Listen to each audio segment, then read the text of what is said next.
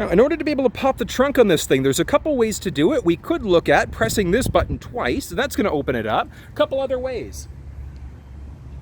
So if we take a look at the R, so in Explorer, just on the R underneath, as we see, there's a button that we can press in order to be able to open this up.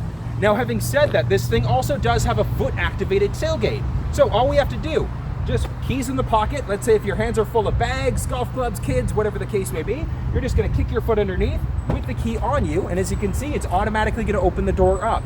Now, we can either kick to close, we can press the button to close, we can use the key fob, or we can use something on the inside, a button right by the steering wheel. But let's have a little bit of a peek inside the back.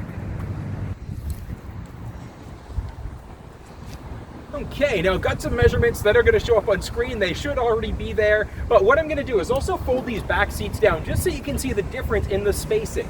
So with the seats up, we still do have a little bit of spacing in the back. All right, so in order to fold the third row seating down, it is a button press process, so it's power up, power down.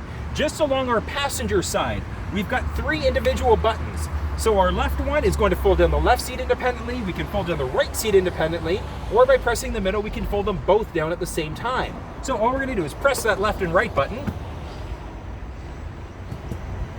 Power down, baby. It's super, super simple there. But what I'm going to do is swing it back around just so you can see the spacing of what that's like.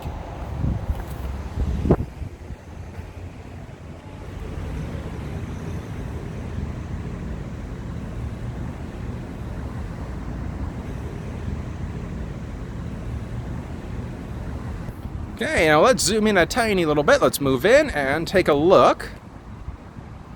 So, as you can see on the very bottom, so we do have our traditional cover in the back. You do have the ability to get a thermoplastic rubber tray instead. Now, lifting this tray up, as you can see, we've got a little bit of storage underneath. We've got our regular floor liners, and if we pop this up, let's fold that down, pop this up. So these things come out as well if you need a bit of extra storage. And just underneath, we've also got our spare tire. So spare tire with the jack underneath. Fold that down, lock that back into place. Now, one of the nice things is that this tray, you can either throw it back on top or you can stow it underneath. So if you need a little bit of extra space, you've got the capabilities to do that.